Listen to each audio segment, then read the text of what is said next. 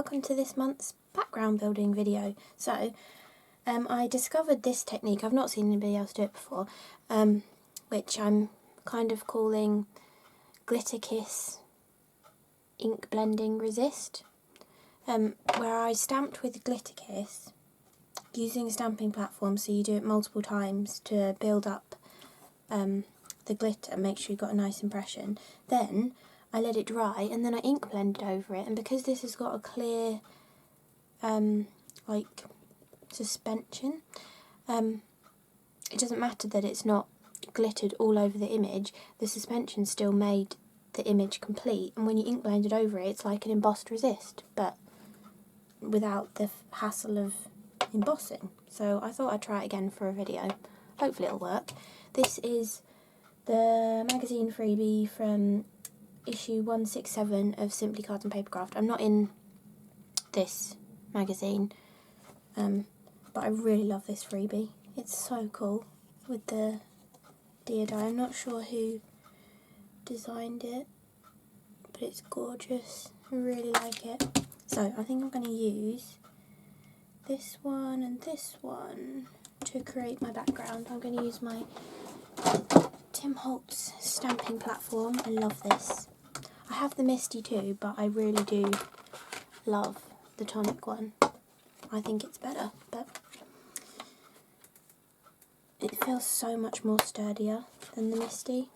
If you have the Misty and then you try this one, you'll probably know what I mean. But okay, so yeah, I think I'm just going to use this branch and this branch. This is probably going to take me quite a while to stamp all of it, so I might speed up some of this process and add my music to it.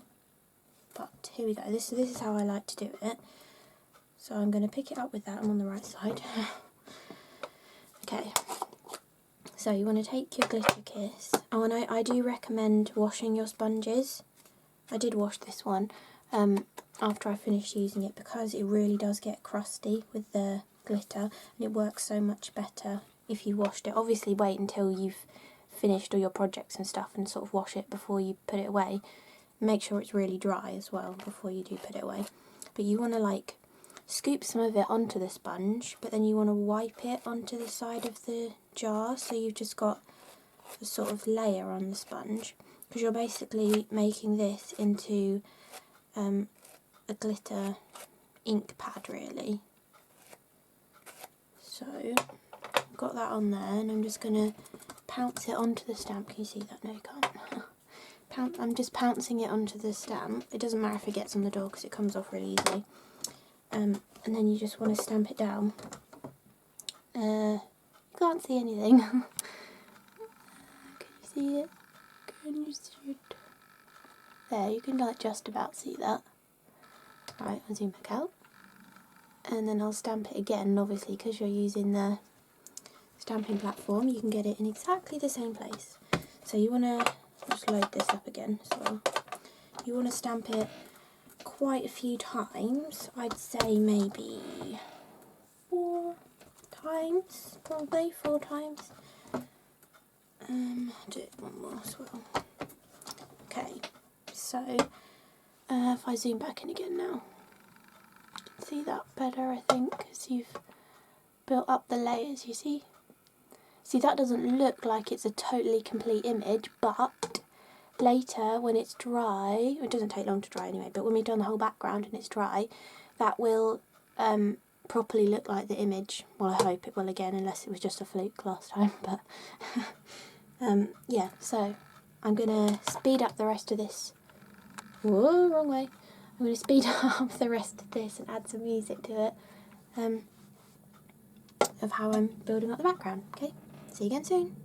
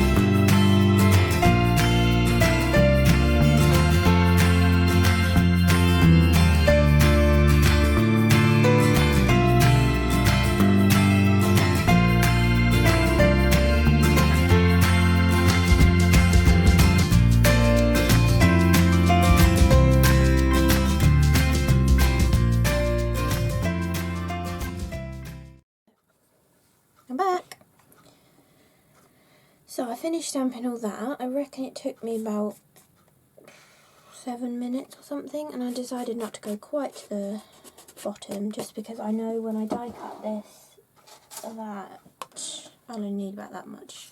And I think it'll look quite nice if it fades off at the bottom, or it could be the top, whichever way I decide to use it.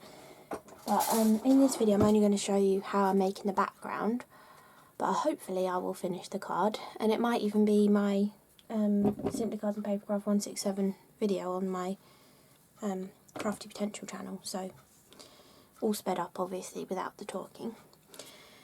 So I'm going to use some Distress inks to do my ink penning. Oh yeah, I forgot to say, it was Frosty Sparkle Kiss that I was using for the stamping with. And I've got it all over my fingers. The clean-up is really easy, just use baby wipes, and yeah, I mean it does sort of still get stuck in the grooves of the stamp, but it doesn't stop it from stamping nicely. So there we go, that's what the background looks like, and I mean it doesn't look perfect, and when you look at it up close it looks like it's going to all be really patchy and weird, but when I did it before it looked really good, so hopefully it will again. But when I did it before I did leave it to dry overnight, so I'm hoping it'll still work even though I only just finished it. Okay, actually I thought I might share, this is how I keep my sponges for my big ink pads. I just have them in little bags. I did used to put them on a ring, but it got really annoying. And then I've got an IKEA pot, one of these ones, one of these IKEA boxes, and I just keep them all in there. I only have like 10 big ink pads, so they all just fit in one box nicely. Yeah, so then I just have the sponges ready to go whenever I do want to use one of them. Because these were my original ink pads. I treated myself to 10 of them when I was still in uni. Okay, so I haven't used weathered wood with a little one yet, so I've got a new sponge for that. So, fingers crossed this will work. Let's start with broken china. I'm gonna ink pen. Is it working? Yay! Look at it. Oh, you can't see. Brilliant. Oh, I love it. So cool. I'm so glad I figured this out.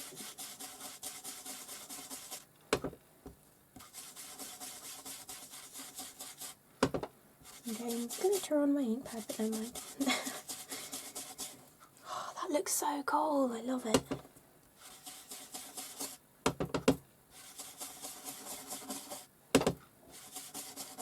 About there with broken china. Then I think I'll go faded jeans. Oh, I did this with faded jeans before, it's already glittery.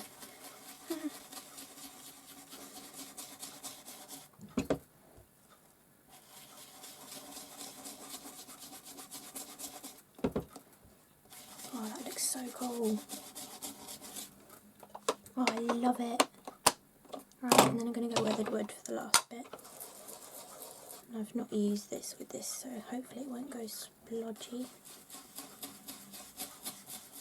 Yeah, when you want to, when you're starting a new foam for your ink pad, if you're using a mini, I suggest turn it upside down, squish it on your glass cutting mat and swirl your applicator in it to get the sponge a bit full. But if you're using a big one, you can just sort of swirl it onto it and then swirl it onto your glass cutting mat, if that makes any sense. And then you don't get the splodgy lines. See, I've never had much trouble with ink blending and getting too many splodgy lines, but everybody's like, the oxides are so much better, you don't get the splodges, but I never used to really get it anyway, so. Right, and you can go back to the other colours and blend a little if you want, like that. There we go. So I can have it that way up, or I can have it that way up. And I think when I do finish the card, if I get round to it, which I better do, I think I'm going to have that deer. Oh, that would look so cute. Yeah, I think I'm going to have the deer on there, maybe a vellum circle or something. And then the little sentiment, maybe the With Love at Christmas. Yeah, that looked really cool. So that was this month's background building video. Hope you enjoyed it. Bye.